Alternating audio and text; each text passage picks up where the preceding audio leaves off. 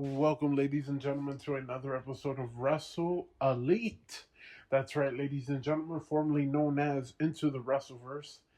Now it's called Wrestle Elite. I kind of wanted something more of like what we do on this podcast. What do we really do? You know what I mean? And I was kind of looking for something, and you know, it took me a while. It took me a while to be like, okay, this is what we'll do, right? And I came up with the name Wrestle Elite, and that's what we're sticking with. That's what we're sticking with, man.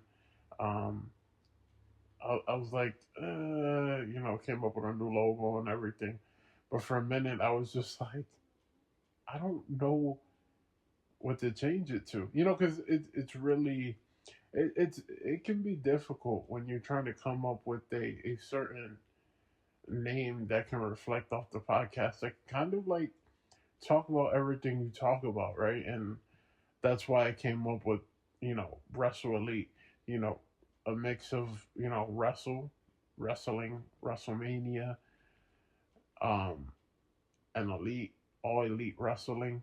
I just thought it was the perfect name, the perfect fit for it. Not gonna have Chris on this podcast. He's dealing with some stuff, really really busy. So I was just like, you know what? Let me do this myself, right? And I really wanted to just dive into just professional wrestling, just me talking, you guys listening. Um, and man, I'm excited for it. I'm excited for it.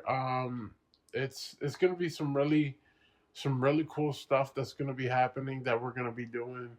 Um, Especially when Chris comes back. That's gonna be fun to do too. But we're gonna dive into World's End. We're gonna dive into Raw, SmackDown, NXT, Collision, Dynamite. Gonna be talking about all those things. We're also gonna be talking about Tanahashi's last match.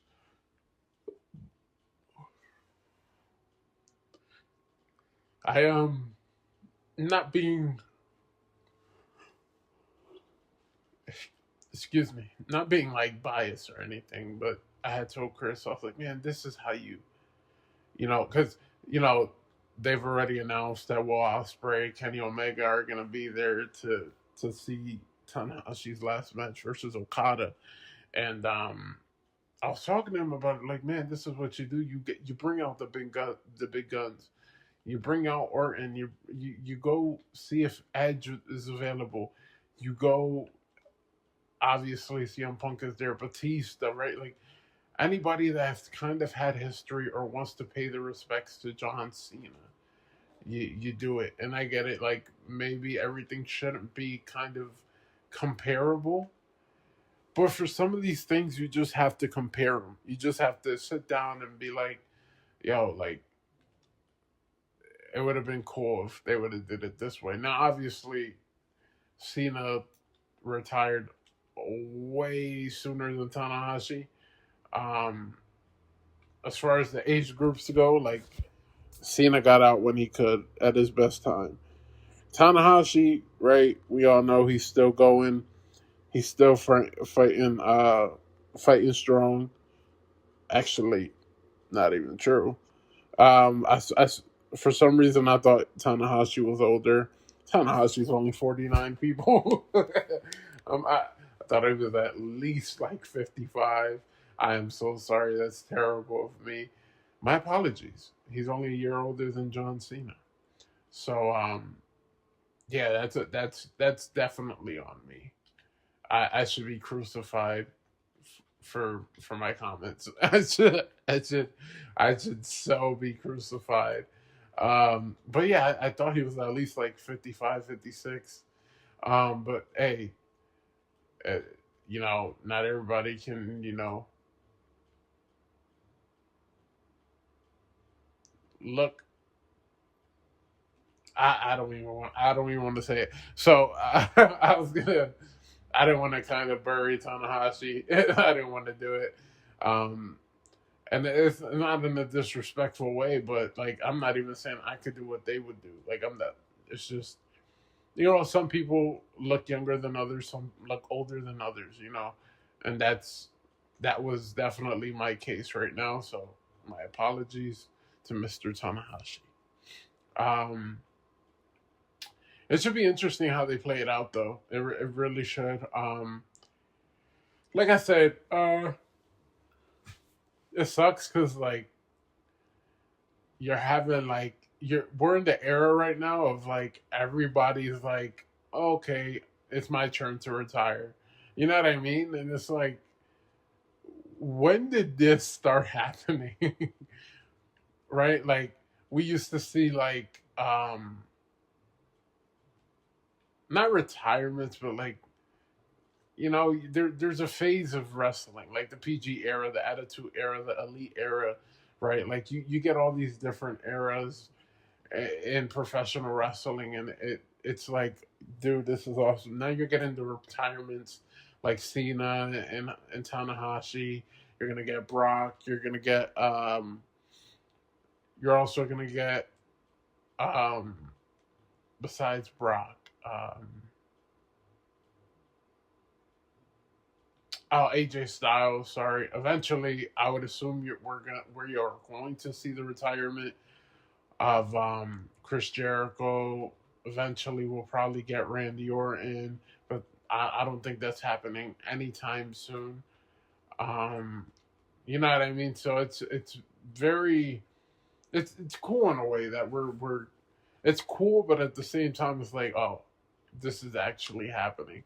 We're entering an era now where we're gonna be watching guys that we really didn't grow up on, like just new up and comers. And yeah, in a way, if you're in tune with the business and you're just not like blinded by one company, and you can sit down and watch indie wrestling, or watch TNA, or watch um, New Japan, watch AEW, watch WWE. Like some of the you already have like a rapport and know some of the guys that are gonna possibly be signed by one of these big companies in the near future. But if it's a situation where like you're just Teflon and you're deaf tone, and you're just blind that there are other companies out there besides the one that you really really like, then yeah, you're probably not gonna know who said people are. You know, me, I was like that for quite some time. I was just all WWE. Like I lived, bred, and bled WWE. Like I didn't care about any other company, and AEW was around at the time when that was happening, and then I watched the Double or Nothing, the first Double or Nothing, but it was because it was like you had some WWE guys there. Well, let's see what some of these AEW indie guys can do, and then obviously the debut of John Moxley was right there as well, which was beautiful. Um, but like so, yeah, some stuff happened. I was like, oh, this was really good. Like this was really good, but it was like it felt like I was betraying WWE, right? And so I didn't like I didn't get in tune with it as quick. Like so 2019, 2020, 2021. I really wasn't like AEW, like full on AEW. Even 2020, 20 and 2022, I started watching more of it, but it wasn't like like a WWE basis. I wouldn't even talk about it on the podcast just yet. And then eventually I started getting more in tune with it. I started watching the pay-per-views and stuff like that. Especially so one of my favorites, and still is one of my favorites, Will Ospreay. I love Will Ospreay. He's my favorite wrestler, has been for the past few years, and you know, uh, before he made an appearance on there, I was starting to get more in depth, more in tune with what was happening in AEW, and then that the Forbidden Door and Will Ospreay was going to be on Forbidden Door, and slowly I was like, okay, I see how they work, and I started getting more in tune with that. I started watching it more and stuff like that, and I started even going to their live events. Because I used to go to WWE live events. I don't go to WWE live events anymore. Just strictly AEW, because I find it more fun, more entertainment, and more worth the money than the WWE event. I still enjoy both products, and I enjoy all products now. Um, and and yeah, I enjoy all products, both products. If we're just talking WWE and AEW, I criticize both. I give both their credit. Um, when you're good, you're good. When you're bad, you're just bad. And that just because I like a certain company doesn't mean that they're not gonna get criticized. You know what I mean? And there's times where we have to definitely sit down and be like, well, you guys messed up here. You know, so there's always gonna be those times where I will criticize. Like before, I used to criticize AEW heavily, even when being a big fan of them. Like, and WWE was doing really good. I was like, okay, hey, WWE is doing really good. AEW's not, right. And then it's been AEW's turn of doing really good stuff, and WWE not doing really good stuff, right? Like neither can, for some reason, be on fire at the same time. It feels like they're always like kind of trading places, if one must say, right. And which, at the end of the day, it's okay. Like it's not necessarily the worst thing in the world to, like, yeah, we're just gonna trade places. But imagine a world where both products are just like red hot, like they're red hot. That's a sight that we would never want to forget. You know what I mean? And I think that time's gonna come where it's like we're gonna be looking at both companies and like, yo, like they're both putting out really good product right now, really good matches, real good stories, really good pay-per-views. Um, but right now is not that moment, obviously, right? Like we can all see that. We can all see that. But yeah, I just want to give a little backstory, little story about that. So yeah, even though I wasn't like the biggest fan at the moment, I slowly began to fall in love with it the more I seen AEW. Um, man, it's improved. It's improved. Their wrestling is really good. They're definitely improved in their storytelling, which was a big thing for me for quite some time. It just felt like AEW really wasn't telling consistent stories, and you know they they've been able to do that, which I wholeheartedly I love to the core. I love a good story. Do I love great wrestling? Good to great wrestling matches? Absolutely. Give me 4 or 5 star matches with a story behind it. That's my fate. I love being a part of stuff like that.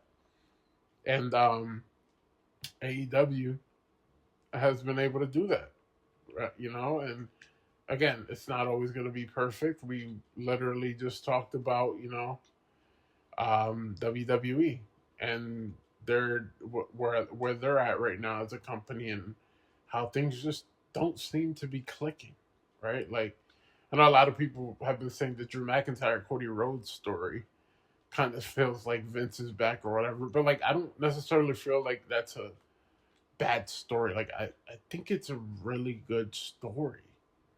Like if you're not enjoying what they are doing right now with both men, now obviously the result might make you enjoy it less depending who wins, right? but the stories that these guys are telling and involving Cody's dad, it's really dark. It's really good. It reminds you of Drew McIntyre when he was feuding with CM Punk. That, in my opinion, that's what it makes me feel like. When I look at the story, that's kind of what I see. It's like, okay, you're kind of going back to the Drew that would torment CM Punk, right? Which, in my opinion, I think is you're telling an amazing story, and maybe for some people it's not the greatest thing in the world. Maybe it's not their cup of tea, but this is honestly some great storytelling that they're doing with Cody and Drew, right? Heading into that match next week, and we'll see what happens with that. But having a 3 stages of H word, it should be very, very interesting. It really should. But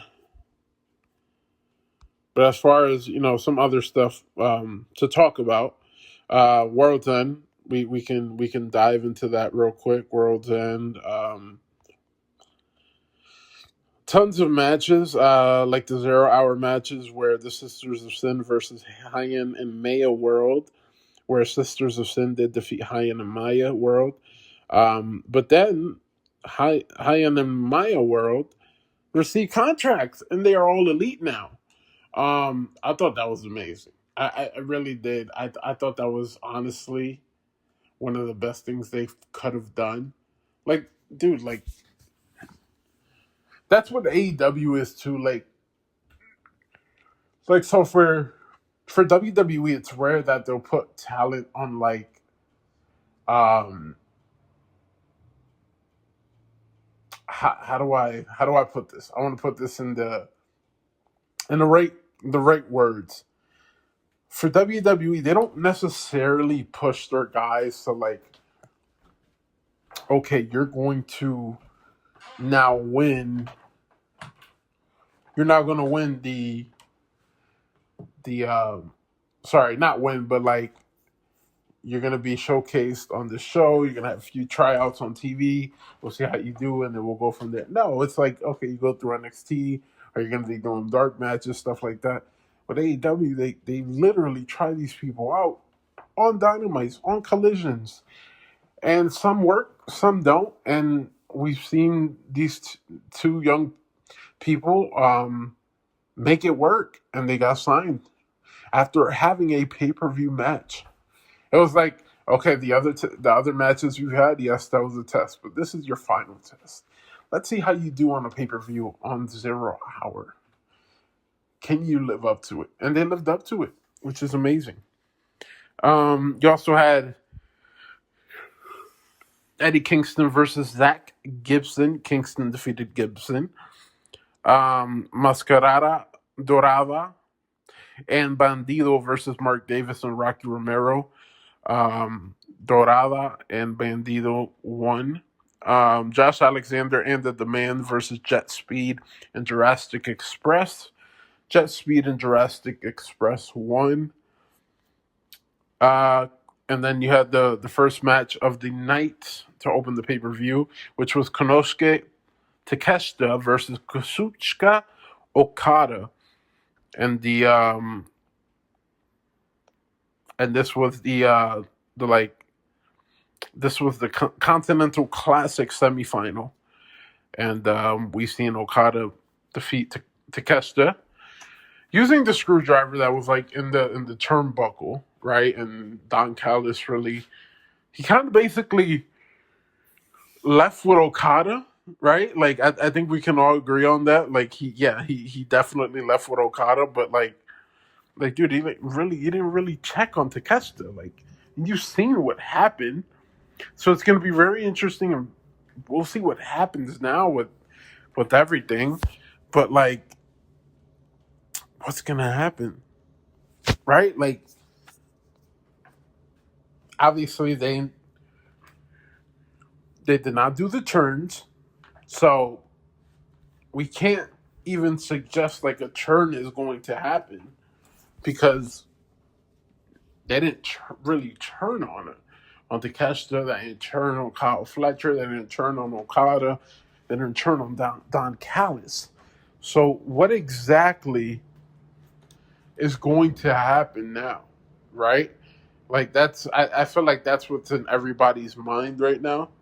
Um, and we'll get there. I think eventually we will get there. We'll definitely see what exactly will happen with the Don Callis family.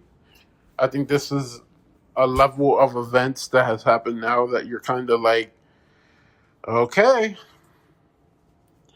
this is going to be interesting. It's going to be very interesting to see, and you know it'll be fun. It'll be fun.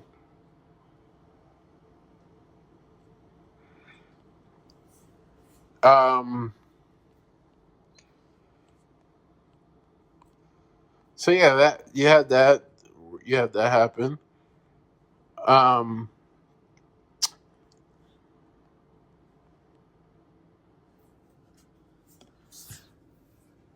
some moments, observations were Brian Danielson. Uh, this is what Bleacher Report put that you know Brian Danielson got a great reaction when he came out to join commentary. Um, and I think these two men they're really really good. Takeshita, he's the future of AEW. He's one of the futures of AEW. He's really really solid, really really good. And I think this was probably a really good decision. You also had the next match, John Moxley versus Kyle Fletcher. Um, and we've seen Moxley defeat Fletcher. An amazing match, Kyle Fletcher. My goodness, what a round of! We got to give this man a round of applause, man. We are talking about possibly the star of the tournament. Um, I don't want to say he's the best ever because I mean we had Will Ospreay in this tournament last year. We see what he did. Um, but Kyle Fletcher was good last year as well in the tournament. He was even better this year in the tournament. Um, I don't know. I don't know. It's tough to say. I feel like I'll say Fletcher. And the only reason I'll say it, like even I mean I get it. Moxley didn't win last year either, but like Fletcher, Fletcher's time is coming. He is so close, man. He has to be coming. Um, Moxley's teeth broke. Like it was crazy. Um, Don Callis was not on commentary for this bout, which was kind of rare. It was kind of weird in a way. It was like, oh, okay, but it is what it is. And then Moxley gave a speech after the match. Obviously, we seen that right, like the whole speech. Kind of was kind of like his babyface turning. Like the Deaf Riders are just looking at him, and I'm like, oh. I, I, in my head, like when I'm watching what had just transpired in this match, and then he's giving this promo, because Claudio was in the tournament as well, so I was like, are they going to be happy that he won it, or is it going to be like, are you serious? This dude won it, and I'm like, Claudio is about to hit this man with the nastiest uppercut. And then Gabe Kidd was there earlier in the night. Like he had a match with Darby Allin, or later in the night, he had a match with Darby. So it was like, okay, well, if they attack him and take him out, I could see a situation where like they're like, this is the man that's going to lead us now, and it's Gabe Kidd. You know what I mean? Unless they're waiting, if they're waiting for Gabe to sign with AEW, and then they're gonna do the turn where they drop Moxley. I get it, but man, this was a tough one. This really was. This was a tough one. Um, you also had FTR versus Bang Bang Gang. FTR did retain. They did retain the titles, and they won. This was an amazing match. An amazing match. Lots of spots. The Stoke spot was so hilarious. I mean, well, first, can we talk about Wheeler? Like, catch Wheeler almost flying into the fans, or at least it looked like that, was insane. And then Stoke landing on the table, not breaking it, and just sliding off of it or just falling off of it was hilarious. I popped when that happened. It was like, I was like, oh my goodness, right? Because those spots and stuff, they're very touch and go. Like, you're either going to, you know, have a situation where you're going to you're gonna make a moment, or you're gonna miss a moment, right? And that's what happened there. It was like, they missed the moment. They missed the moment. They did, and it'll be very interesting to see if they'll be able to make that moment again. Yeah, Babes of Wrath versus Athena and Mercedes Monet for the AEW Women's Tag Team Championships. Babes of Wrath are going to win that. Gabe Kidd versus Darby Allin, an amazing match there where Darby defeated Gabe Kidd. The Mixed Nuts Mayhem, where Tony Storm's team defeated the Death Riders. Chris Statlander versus Jamie Hayter. Chris Statlander to retain. For a moment there, I thought Jamie was going to win it. I'm a huge believer in Jamie Hayter. I think she could be number one as far as like the best woman's wrestler in the world. That injury set her back a little bit. She's back now. She's doing her thing. This is the Jamie Hayter we need. And I hope we continue to get that. Not the other one that. You also had Jon Moxley versus Kazuchika Okada. Jon Moxley defeated Okada. This is where I was supposed to rant about the babyface turn and everything. This is where he actually turned face. I apologize. I messed up. But now he turns babyface, right? And now the whole question is, are the Death Riders babyface too?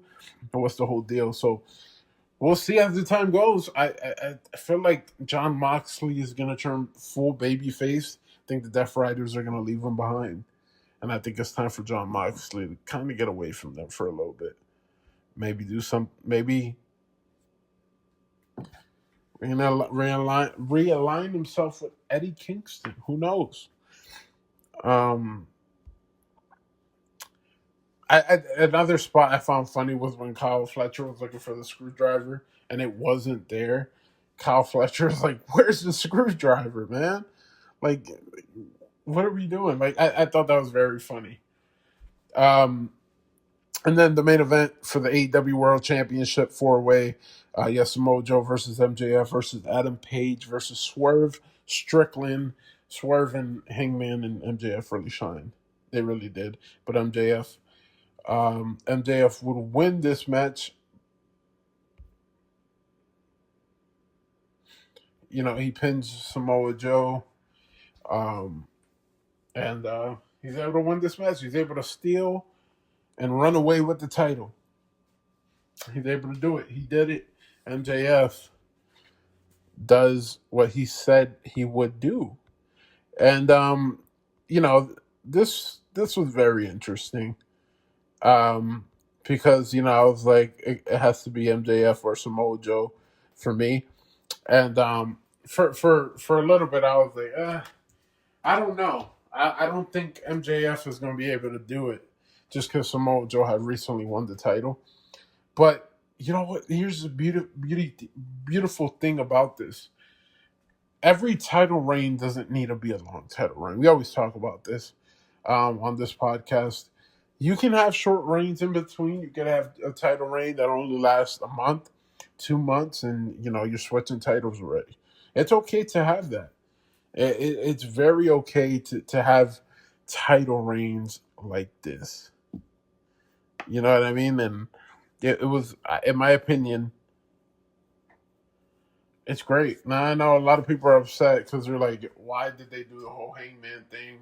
And the whole thing, the whole reason of Hangman knocking off John Moxley was because John Moxley had AEW in a chokehold, right? And now John Moxley is a babyface again because he sees the AEW he fell in love with. He's starting to see that again, and his heart is starting to soften like the Grinch on Christmas Day, right? So you know, it's kind of a similar situation to that. So and Hangman took his eye off the prize, right? He forgot how dangerous Samoa Joe and them boys were, and it cost him his title, right? And obviously, Hook, right?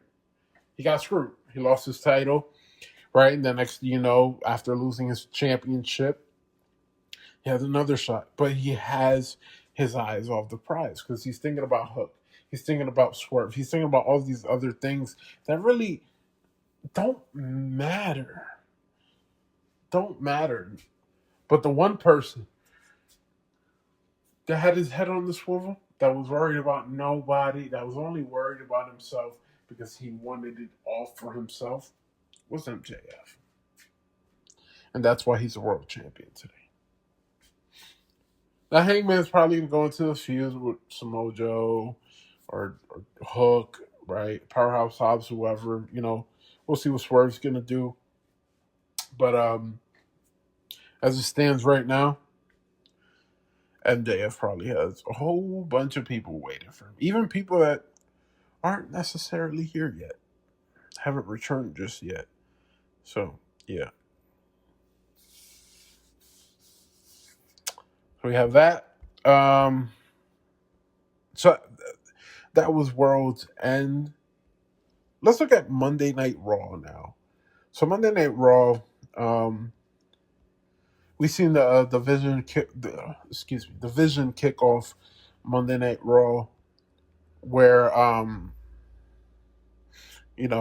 Braun Breaker, Bronson Reed, Logan Paul, Austin Theory, and Paul Heyman. I truly believe Austin Theory is like working for Seth. Very low key, because I get it. That's not what everybody wants, but I mean, you have a vision of like Bronson Reed, Logan, Austin Theory, Paul Heyman. Those are your four. Do you want to add another one, like maybe a Ricky Saints? I don't know, but this it's going to be very interesting. And if he's not working for Seth, if Seth is just on an island by himself right now, he's going to have to come back like a superhero, which is perfectly fine.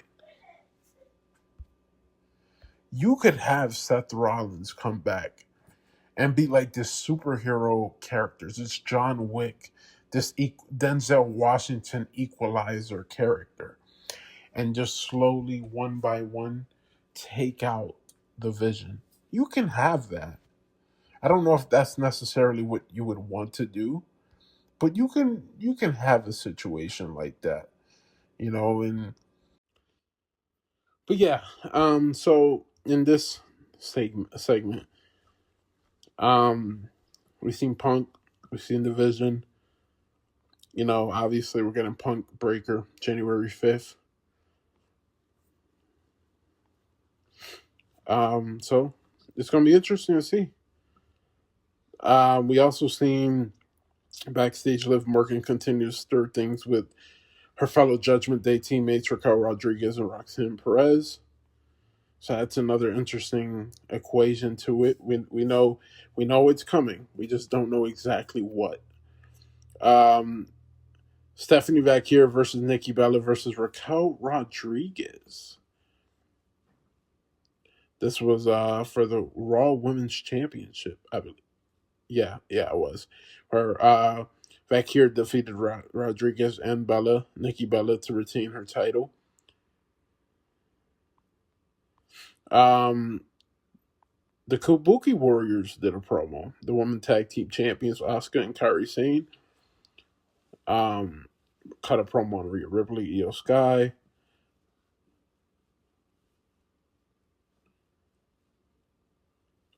So a brawl did break out between Ripley and Sky and the heel champs. So it'll be very interesting to see when they when they face off next week. R-Truth versus Gunther. Yeah, this led to after a backstage confrontation, and Gunther defeated Truth.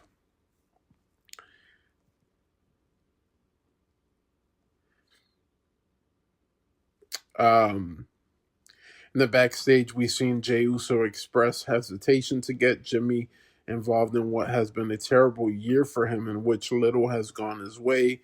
His brother hyped him up, pledging his allegiance, and insisted they get ready for their tag title match. You also seen a match between Rey Mysterio versus Austin Theory, where Rey Mysterio defeated Theory via disqualification, thanks to Logan Paul. And then Penta made his return and stood tall with Rey Mysterio.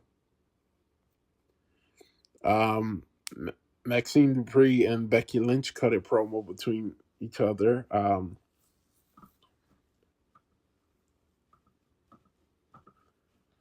Obviously Becky wants back her championship. As Maxine will defend the title against Becky next week. So we'll see how that goes, if Becky will be able to win back her championship. And then you got the main event where the World Tag Team Championships were on the line. The Usos versus AJ Styles and Dragon Lee, where the Usos would end up winning the tag titles to close out the year and to close out Monday Night Raw. Which I thought was a very good match. I thought it was very, very, very, very great, a very good tag team main event match. A little bit of everything happened in that match, but no interferences, no nothing like that. It was just very good tag team action, and I loved it. I loved it, and I thought it was a very good decision, and I'm happy. I'm so happy for the Usos to be back holding tag team gold. Let's move on to NXT. You got Ethan Page versus Moose. Page defeated Moose. This opened the show. We also seen Izzy Dame and Tatum Paxley.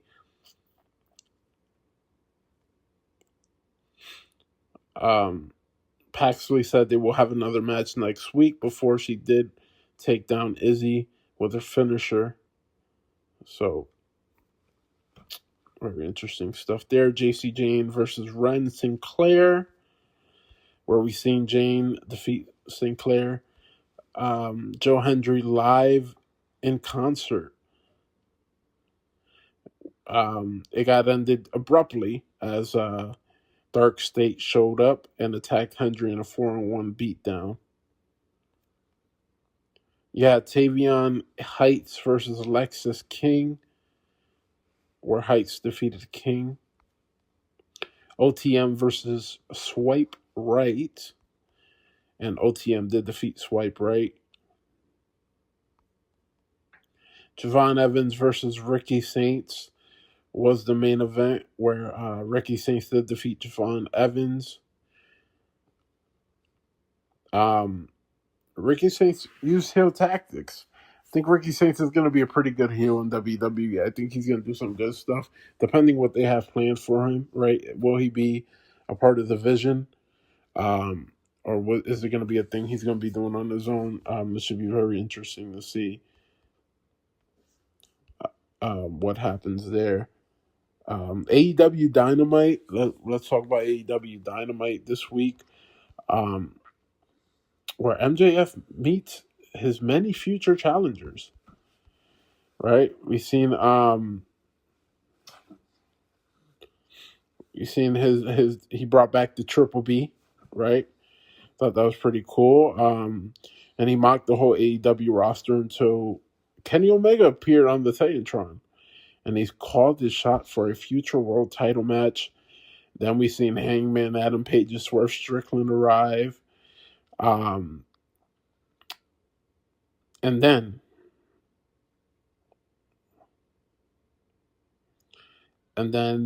Samoa Joe appeared on the Titantron with Hook and Powerhouse Hobbs. And then Swerve and Hangman agreed to a fight between Hook and Hobbs next week in a lights out match, excuse me. So yeah, MJF right now has Omega, Hangman, Swerve, Joe, all looking to take that title off of MJF.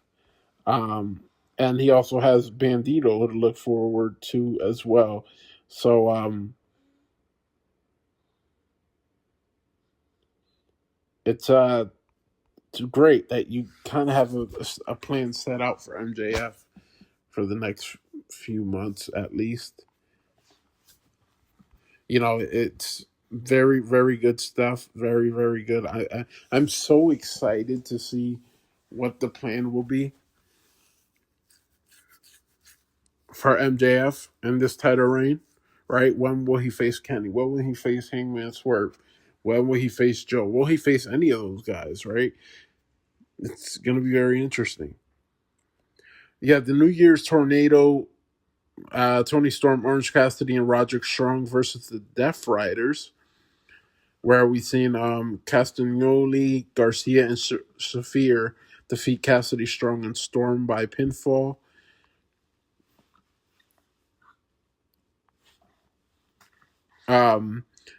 Briscoe led a promo segment where he hyped up the conglomeration.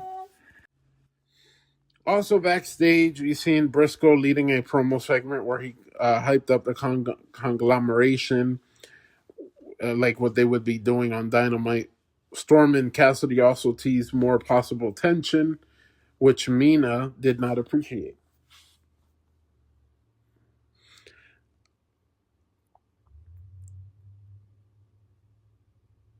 Roderick Strong did offer a hand to help up Cassidy, but the show cut to commercial before showing if Strong might be ready to conglomerate.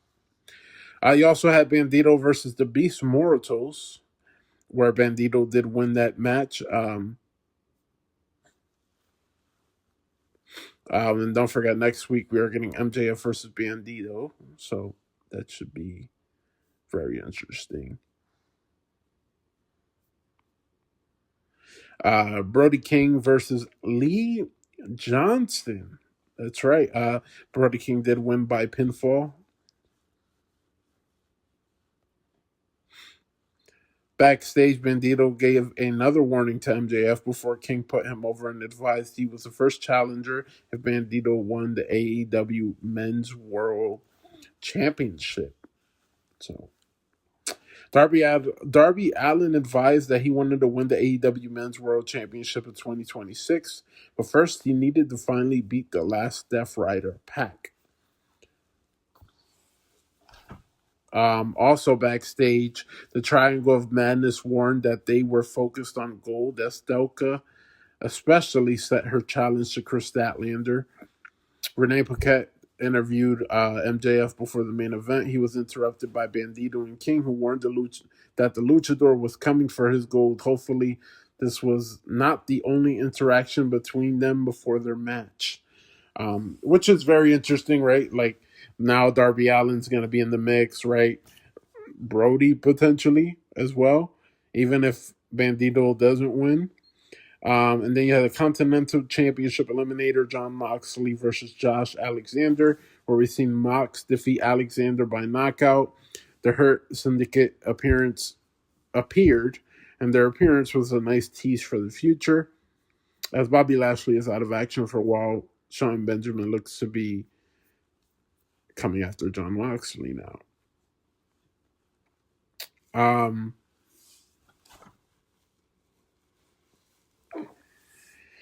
So yeah, that's what happened there. You seen the national championship on the line, Ricochet with GOA versus Jack Perry with Luchasaurus. Luchasaurus got taken out, but Ricochet defeated Perry by pinfall to retain the national championship.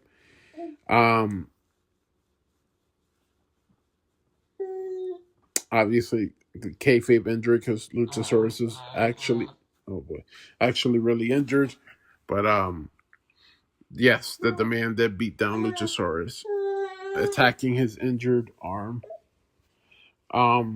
So we had that.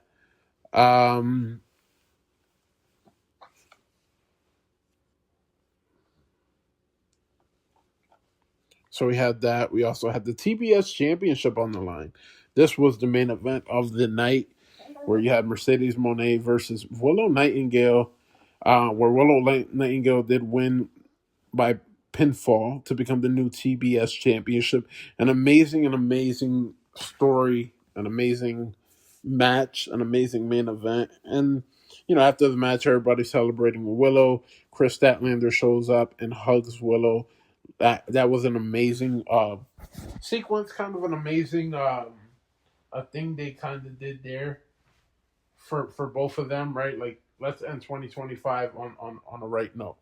And that's what AEW did. So that was very good stuff. I love this. I love that they did this. I thought this show was very, very good. I thought Raw was good as well. NXT, I thought SmackDown was good. So let's talk about SmackDown for a moment. We could talk about SmackDown. But yeah, let's dive into SmackDown, which I thought was a very good episode of SmackDown. As this child is making noises. We had opening segment with The Miz, where he's cutting a promo saying how he should have faced Cena and all this. And then Randy Orton came out. Randy has returned to the WWE, and he RKO's The Miz twice. Very, very good stuff from Randy. We also seen the Kabuki Warriors, Nia Jax and Lash Legend versus Riho or Riho. No, I don't know. Alexa Bliss and Charlotte Flair. Where Io Sky, Ripley, Flair, and Bliss defeated Asuka, Sane, Legend, and Jax. We see Kit Wilson versus a returning Matt Cardona in 2025. Matt was, when he showed up for the Cena tournament, he was Zack Ryder. Now he is Matt Cardona and is officially on the SmackDown roster of WWE. Already seen Cardona defeat Wilson. We also seen Jordan Grace talking to Nick Aldis about a possible move to SmackDown.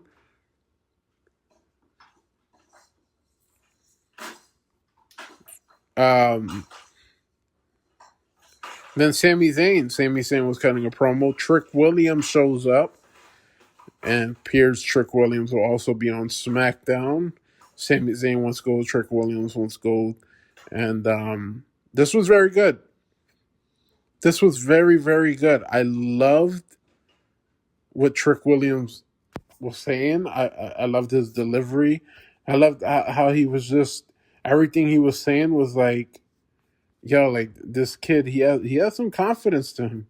He has confidence. He believes in it. He believes in himself. I thought it was some very, very good stuff from him. And then also Carmelo Hayes versus Johnny Gargano, where Carmelo Hayes did win. We've seen Dragunov and Hayes talking backstage. I thought that was a very good, fun interaction. And then stages of H, the ones we will get will be a standard wrestling match. The second will be a false count anywhere, and the third would be a cage match, which is set to happen next week. McIntyre would reveal a picture he took.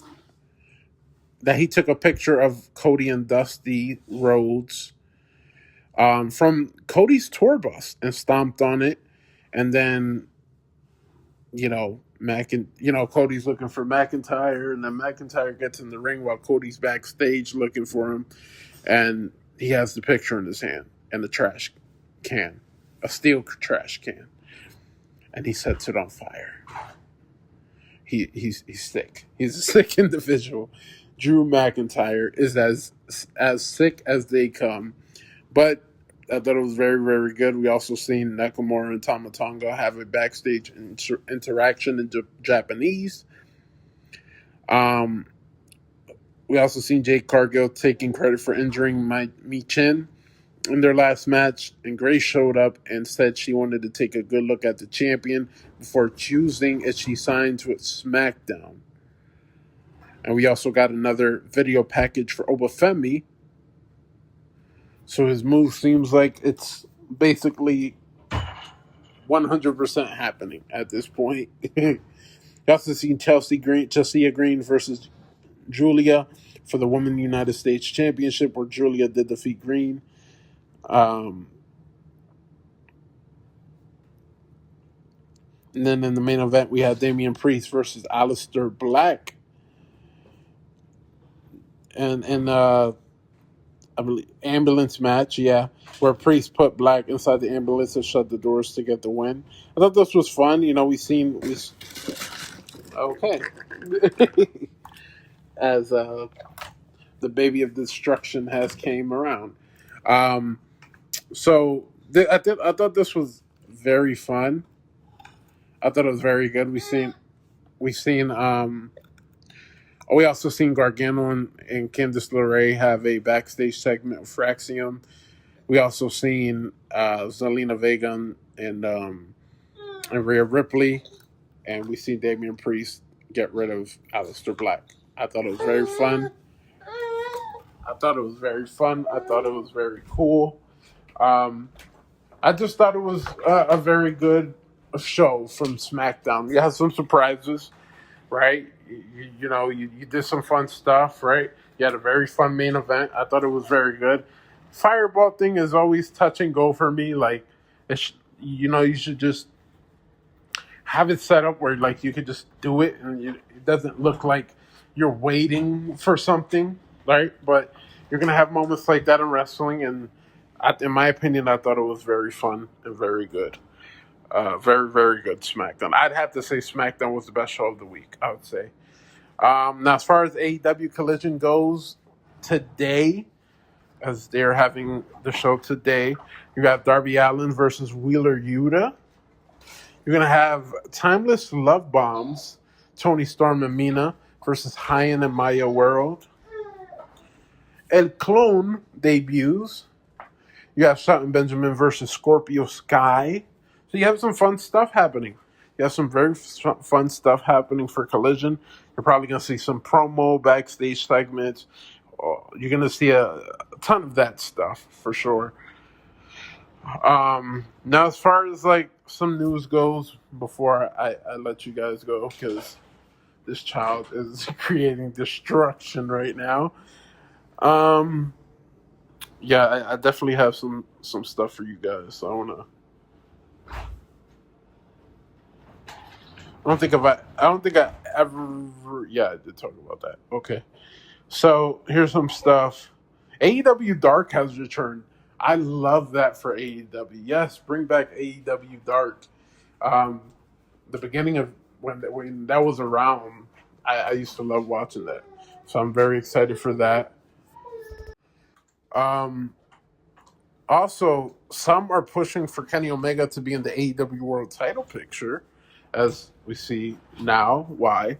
David Finlay's and New Japan Pro Wrestling contract is up in the near future. He's expected to explore his options in America that could consume with TNA, WWE, AEW, and others. We'll have to wait, but definitely AEW definitely has to be up there, and I would assume WWE as well. Danhausen is expected to have interest from WWE when his AEW deal is up.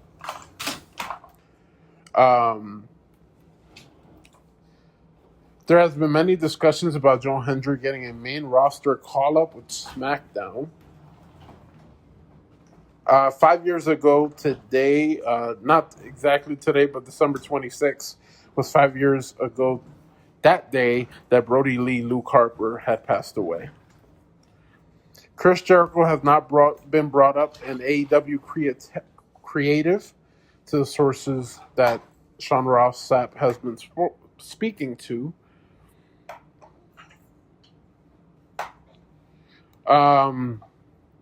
Let's see what some other stuff I have here.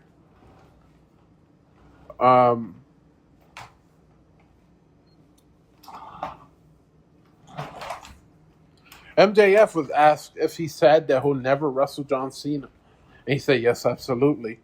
I think that there is a different world where the match would have happened. Unfortunately, it's not this one. That would be cool if Cena just had one more match. He went to AEW for one more match, and he challenged for MJF's world title. I think that would be absolutely amazing. Davis Finlay, Drilla Maloney, and Clark Connors of the War Dogs all have contracts coming up and are exploring their options. New Japan Pro Wrestling is hoping to keep all of them.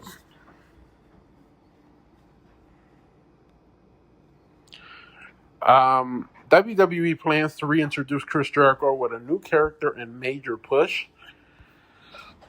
It'll be interesting to see if he shows up this Monday or if he's going to wait till the Rumble. Tommaso Ciampa reportedly plans on leaving WWE once his contract is up. Matt Cardona has officially joined the SmackDown roster. Trick Williams has officially been called up to SmackDown.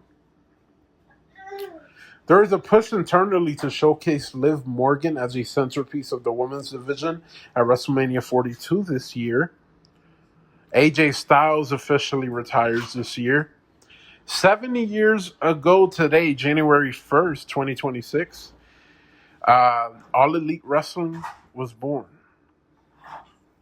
After Wednesday's loss to Willow Nightingale and making her the first women's double champ in AEW, where she's holding both AEW titles, which would be the TBS and the women tag titles, which is Willow Nightingale. Mercedes Monet's historic reign as AEW TBS champion has officially came to an end at 584 days.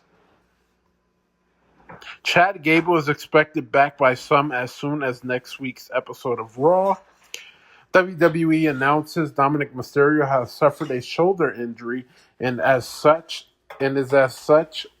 out as indefinitely, but it's not as serious as many thought it would be. There are multiple higher-ups in AEW that are under the impression that Chris Jericho is done with the company and will be returning to WWE.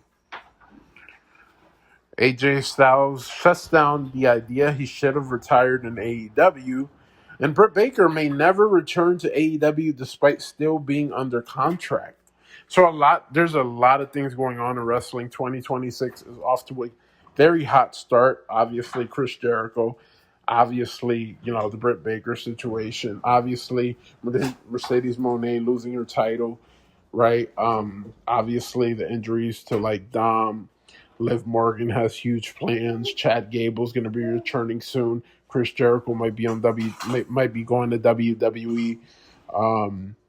Man, there's so many things, right? The return of Will Ospreay is going to be happening this year. There's a lot of things, a lot of things. Where are some of these war dogs going to go? Are they going to stay in New Japan? Are they going to go to AEW? Are they going to go to WWE? So it's very, very interesting. It's very interesting, especially the David Finlay one. Like, all right, where are you going to go? You know what I mean? And if he were to go to AEW, I mean, wow, that's a huge pickup for them. That's a very, very big pickup for them. Um, I know AJ Styles wants to make it seem like that's not a huge loss for him to not like finish his career in AEW, but like, dude, you know the matches you can have, and I'm sure he's had those matches already, but like to have him at least one more time, like against Will, against Kenny, right? Like you can do so many different things. And the same thing with Cena. Like I would have loved to see Cena versus Will, Cena versus MJF, right? Cena versus Kenny. Like there's so many possibilities out there, and the fact that we aren't going to get them, yeah, it definitely does sting. I don't care what anybody says. Um, and obviously WrestleMania, Wrestle Kingdom 20 is happening in Japan, obviously, but um, you have Hiroshi Tanahashi versus Kazuchika Okada. Now, obviously, Will Ospreay and Kenny Omega said they will be there. One more big name will be there. They didn't announce it yet, but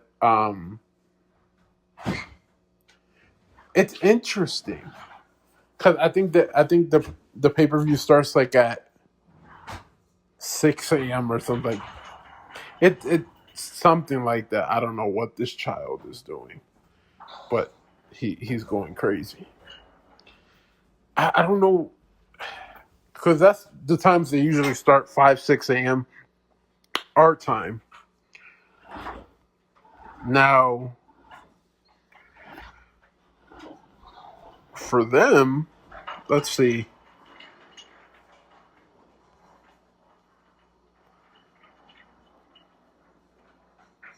I believe Takeshita has the match too, so it's like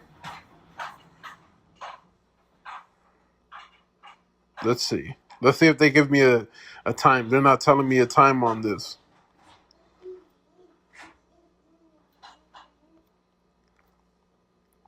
Okay, so in Japan it's 4 o'clock p.m. on Sunday. For us, it'll be 2 a.m. Eastern time on Sunday morning. Pacific, it's 11 p.m. PT Saturday night, and in the UK it's 7 a.m. GMT on Sunday. So, yeah, 2 a.m. for me. I don't know, man. I don't think I'm gonna stay up. I got church, but I'll definitely watch it after church. I'll definitely watch it. Okada has to win that, right? Unless they do have Tanahashi win it. I think that would be pretty cool as well. But I think it's gonna be an amazing send off. I'll definitely watch it once I'm back home. Um, Tomorrow in the afternoon, I'll definitely watch it and see what happens because that's very intriguing. It's very fun, and I love seeing like these retirement matches, these send offs. How are you going to say goodbye? Right? What are you going to give to the fans one last time? I just love that, and seeing who shows up, what tributes they do, and all that. I think that's a very fun thing in this business, and a, a lot of people deserve more, so much more of that, and hopefully more can get that. Hopefully more can get that. Um, Man, I got so much stuff planned. I want to do with you guys. I know a lot of people are teasing that Kenny's gonna win the world title from MJF eventually, and then we're gonna see Will Ospreay return, and at All in Wembley this year, we could potentially see Will Ospreay versus Kenny Omega for the AEW World Championship at All in Wembley. If that happens, ladies and gentlemen, they're gonna sell out. They could do that. I don't think they're gonna do MJF versus Will. Um, you could do Swerve. You could do Hangman. I'm trying to see what other ones you could potentially do. There's so many you could honestly do that would kind of be like, yo, like this is what it's all about, right? And if they do it that way, that's pretty amazing. But I think Will and Kenny is like the best bet. Maybe do Will and Kyle Fletcher, right? Will Okada, you do as well. There's so many you could do. It just depends who beats MJF. I don't think MJF's gonna have such a short reign. He's gonna face some of these guys that want to challenge him. I think he's gonna hold on to the title for a little bit. I feel like if he loses it, maybe Revolution, not Revolution, maybe Dynasty, maybe Double or Nothing.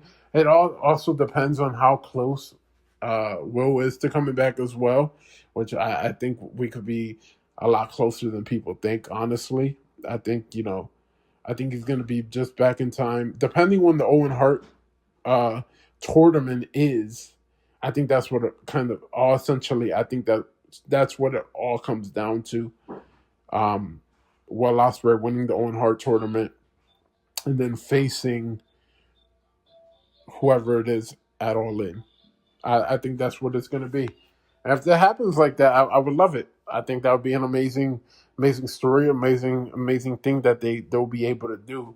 But it all depends when he comes back. I think he's coming back sooner rather than later.